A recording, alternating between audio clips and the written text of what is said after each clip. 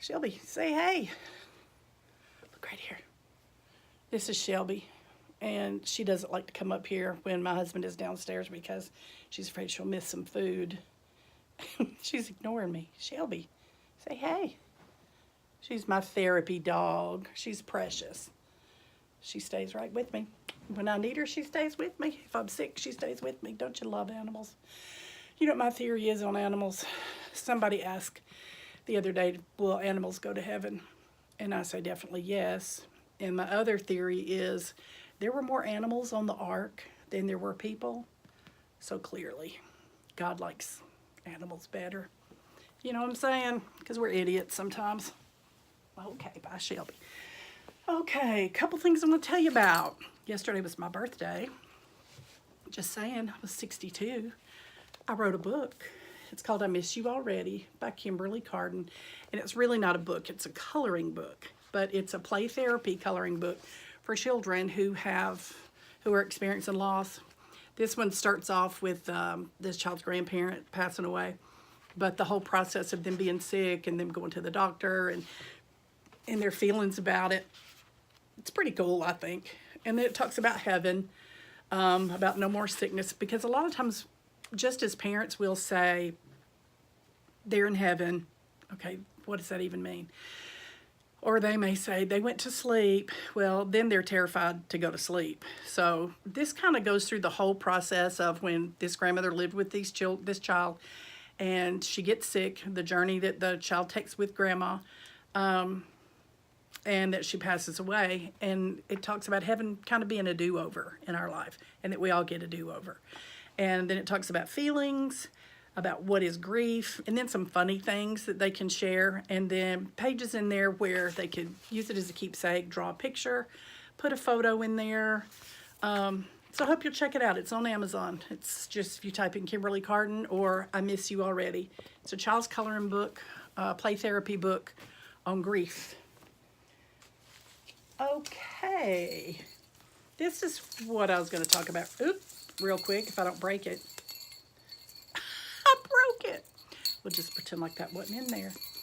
But at any rate, this is a little bauble, B-A-U-B-L-E, bauble.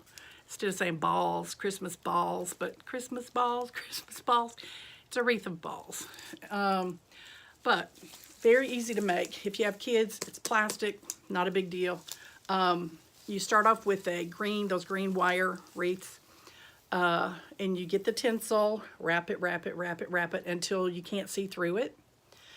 I got these baubles at Dollar General when it was probably like the end of January, 1st of February, and they were just wanting to get rid of this stuff because I told the guy he had it all in a shopping cart by the front door, and I said, you want to pay me to take this stuff? So he gave it to, everything in there he gave it to me for 90% off. So, I mean, those big containers of plastic baubles, you know, I mean, I was paying 10 cents for stuff, this kind of stuff, whatever this is, the tinsel, and so it's pretty fun. So I probably have maybe $2 in this, maybe. But it's really pretty. It's shiny. You just glue them. I lay mine out and kind of get a pattern going if that's what I want to do to this particular one. And I have a friend who makes these named Karen, and she is the godmother of these. Hers are absolutely gorgeous. She makes them with heirloom ornaments, and it's a great idea. You can do it. I made one as well, but it's almost like you don't want anybody to touch it. Because it's those old shiny bright ornaments that were like my birth mother or my grandmother, are special ornaments that, you know, that you have. And a couple of friends of mine we had a great idea of bringing the ornaments and then making these as gifts for your kids, your adult children. I found a big box at Goodwill, of course, of ornaments, and there were probably 50 or 60 ornaments in there. And you know, you kind of don't ever know what you're going to get in those boxes, but it doesn't matter because I got this Macy's. When I die, I want to be cremated and my ashes spread over the top of a Macy's one-day sale. It's just wonderful. So excited to get this. Awesome Macy's ornament. But anyway, so you know, get the cheap ones and practice with it. I started out, you know, with the large ones, and then kind of get smaller and smaller. And if you have some pieces, some like holes, you think, you can always go back in and tuck it with this. I'm kind of pulling it apart so you can see just a little rope tinsel, and then the smaller ones. And then these are really cute. They look like the Christmas lights, but they're plastic too. But you know, just make sure it's thick and it's sturdy. I have heard people like just get real rude about people putting Christmas decorations out early, like retail, like Hobby Lobby and Michael's, which I love it. But if you're a crafter, I craft all year. And if you're really a serious crafter, if you're going to do this to give gifts, then you're going to have to start in August or September to get, you know, some of your gifts done. But I think this is a great Christmas gift that you can make for somebody. I made one for my neighbors in our cul-de-sac. I'll tell you something funny. We were up in Dollywood a few years ago. And you know, country, it is country when you're at Dollywood. But anyway, it had rained, and so they had closed the park, and we didn't realize it by the time we get up there, the park was closed. So we were going through the gate, driving through the parking gate, and the security guard came out, and he said, yeah, you know, it's closed. Y'all gonna have to turn around. And so my husband said, okay, well, where should we turn around? He said, you just back up right there in the cul-de-sac. Yeah, in the cul-de-sac. So I made one of these for everybody in my cul-de-sac, which is Appalachian for cul-de-sac, just in case. Just in case anybody above the Mason-Dixon line wondered what a cul-de-sac was. It's a cul-de-sac.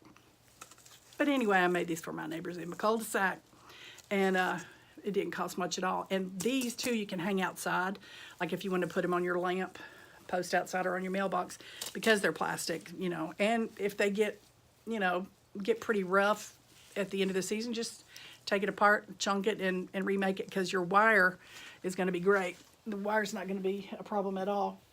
So that's pretty much all I have for today. I know it's short. I had gotten a couple emails from some of you gals.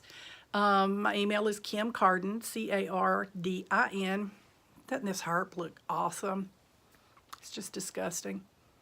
But anyway, this is the only place that I have it, by the way. Just thought I'd share that. Kim Cardin, Cardin, @hotmail.com. If you want to send me a note, send me a prayer request, or, gosh, a gift certificate. Yesterday was my birthday. Just saying. Okay. Have a great weekend, and I'll probably touch base with you guys maybe on Monday or Tuesday, because we are having homecoming this weekend, which means dinner on the ground. And I'm making chicken and dressing, a French vanilla buttercream cake, 2 pecan pies, and yes, I said pecan, not pecan. Pecan is pecan. Is Trashcan trash con? No, it's trash can. It's pecan. Okay. And what else am I making? Oh, I guess that's it. I don't know. But anyway, all right, peace out. If you need me, holla. Bless you.